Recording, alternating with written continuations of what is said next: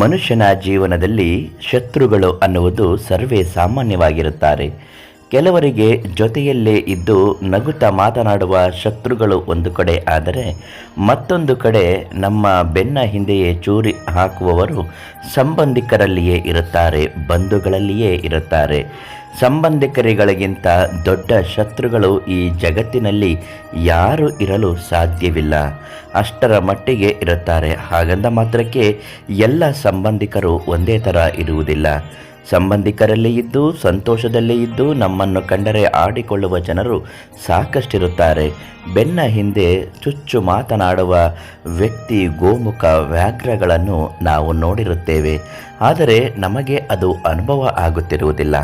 ಅಂತಹ ಶತ್ರುಗಳಿಂದ ಕೆಲವೊಂದು ದುಷ್ಕೃತ್ಯಗಳು, ಮಾಟಮಂತ್ರ, ಕೆಟ್ಟ ಪ್ರಯೋಗಗಳು ನಮ್ಮ ಮೇಲೆ ಆಗುವಂತಹ ಸಾಧ್ಯತೆ ಇರುತ್ತದೆ. ನಮ್ಮ ಹೇಳಿಕೆಯನ್ನು ಸಹಿಸದ ಕೆಲವರು ನಮ್ಮ ಮೇಲೆ ಈ ರೀತಿ ಮಾಡುತ್ತಾರೆ.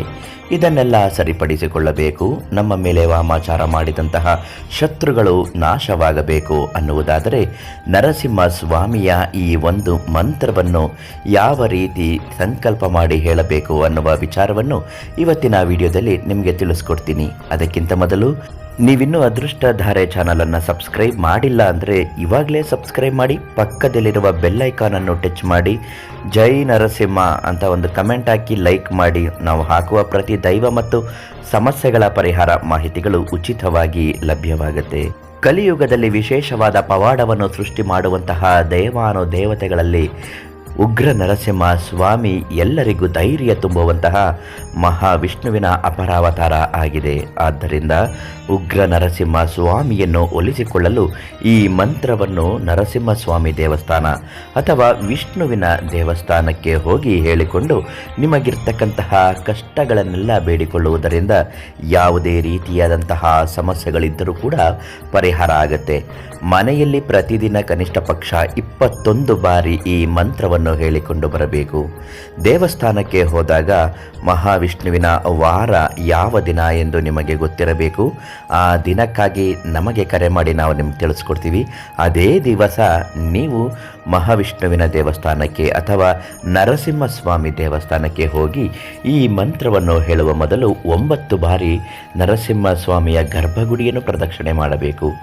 ಸಮಯವಿದ್ದರೆ 21 ಬಾರಿ ಪ್ರದಕ್ಷಿಣೆ ಹಾಕಬೇಕು. ಪ್ರದಕ್ಷಿಣೆ ಹಾಕುವಾಗ ಮನಸ್ಸಿನಲ್ಲಿರುವ ಕಷ್ಟಗಳು, ಶತ್ರುಗಳು ಯಾರು ನಮ್ಮ ತಂಟೆಗೆ ಬರಬಾರ್ದು, ಅವರಿಂದ ಯಾವುದೇ ರೀತಿಯಾದಂತಹ ಸಮಸ್ಯೆಗಳು ನಮಗಾಗಬಾರ್ದು ಅಂತ ಬೇಡಿಕೊಂಡು ಸಂಕಲ್ಪ ಮಾಡಿ ನರಸಿಂಹಸ್ವಾಮಿಯ ಈ ಶಕ್ತಿಶಾಲಿ ಮಂತ್ರವನ್ನು ಹೇಳಬೇಕು. ಮಂತ್ರ ಹೀಗಿದೆ. ಒಂದು ಬಿಳಿಯ ಹಾಳೆಯಲ್ಲಿ ಬರೆದಿಟ್ಕೊಳ್ಳಿ, ತುಂಬ ಒಳ್ಳೆಯದಾಗುತ್ತೆ. ಮಂತ್ರ: ಓಂ ಉಗ್ರಂ ವೀರಂ ಮಹಾವಿಷ್ಣುಂ ಜ್ವಲಂತಂ ಸರ್ವತೋಮುಖಂ ನರಸಿಂಹ ಭೀಷಣಂ ಭದ್ರಂ ಮೃತ್ಯುಂ ಮಹಾಮ್ಯಹಂ. ಈ ಮಂತ್ರ ತುಂಬ ಪವಿತ್ರವಾದ ಮತ್ತು ಶಕ್ತಿಶಾಲಿಯಾದಂತಹ ಮಂತ್ರ. ಇದನ್ನು 21 ಬಾರಿ ಪ್ರತಿನಿತ್ಯ ಮನೆಯಲ್ಲಿ ಪಠಿಸುವುದರಿಂದ ಹಾಗೂ ಈ ಮಂತ್ರವನ್ನು ಬಿಳಿಯ ಹಾಳೆಯಲ್ಲಿ ಬರೆದು ನಿಮ್ಮ ಜೇಬಿನಲ್ಲೋ ಪರ್ಸಿನಲ್ಲೋ ಇಟ್ಟುಕೊಳ್ಳುವುದರಿಂದ ಯಾವುದೇ ರೀತಿಯಾದಂತಹ ಸಂಕಷ್ಟಗಳು, ಶತ್ರುಗಳ ಕಾಟಗಳು, ದುಷ್ಟ ಪ್ರಯೋಗಗಳು ಎಲ್ಲವೂ ನಿವಾರಣೆ ಆಗುತ್ತೆ. ಮತ್ತು ಮನೆಯಲ್ಲಿ ಇದನ್ನು ಹೇಳುವುದರಿಂದ ಅದ್ಭುತವಾದ ಬದಲಾವಣೆ ಆಗುತ್ತೆ. ನೀವು ದೇವಸ್ಥಾನದಲ್ಲಿ ಈ ಮಂತ್ರವನ್ನು ಪಠಿಸಿ ಪ್ರಾರಂಭ ಮಾಡಿ ಸಂಕಲ್ಪವನ್ನು ಮಾಡಿಕೊಂಡು ದೇವಸ್ಥಾನದಿಂದ ಹೊರಗೆ ಬರುವಾಗ 3 ಜನ ಭಿಕ್ಷುಕರಿಗೆ 1 ರೂಪಾಯಿ ನಾಣ್ಯವಾದರೂ ದಾನ ಮಾಡಿ ಬರಬೇಕು. ಎಂತಹ ಶತ್ರುಕಾಟ, ಸಾಲಬಾಧೆ, ಹಣಕಾಸಿನ ಸಮಸ್ಯೆಗಳು ಎಲ್ಲವೂ ಪರಿಹಾರ ಆಗುತ್ತೆ. ಮನೆಯಲ್ಲಿ ಸುಖ, ಶಾಂತಿ, ನೆಮ್ಮದಿ ಅನ್ನುವುದು ನೆಲೆಸುತ್ತೆ. ಕಷ್ಟಗಳು ಪರಿಹಾರ ಆಗುತ್ತೆ. ಒಂದು ವೇಳೆ ಹೇಳಿಕೊಳ್ಳಲಾಗದಂತಹ ಕಷ್ಟಗಳು, ಸಮಸ್ಯೆಗಳು ತೀವ್ರಗತಿಯಲ್ಲಿದ್ದು ಅದು ಉಚಿತವಾಗಿ ಬಗೆಹರಿಯಬೇಕು ಅನ್ನುವುದಾದರೆ ಪ್ರಧಾನ ತಾಂತ್ರಿಕ್ ಕೀರ್ತಿ ಪ್ರಸಾದ್ ಗುರೂಜಿ ಅವರಿಗೆ ಒಂದು ಕರೆ ಮಾಡಿ ಎಲ್ಲ ಸಮಸ್ಯೆಗೂ ಸರಳ ಮತ್ತು ಉಚಿತವಾಗಿ ಪರಿಹಾರವನ್ನು ತಿಳಿಸ್ತಾರೆ. ನಾಳೆ ಮತ್ತೊಂದು ಮಾಹಿತಿಯೊಂದಿಗೆ ನಿಮ್ಮನ್ನು ಭೇಟಿ ಮಾಡ್ತೀನಿ. ಎಲ್ಲರಿಗೂ ಒಳ್ಳೆಯದಾಗಲಿ. ಧನ್ಯವಾದಗಳು.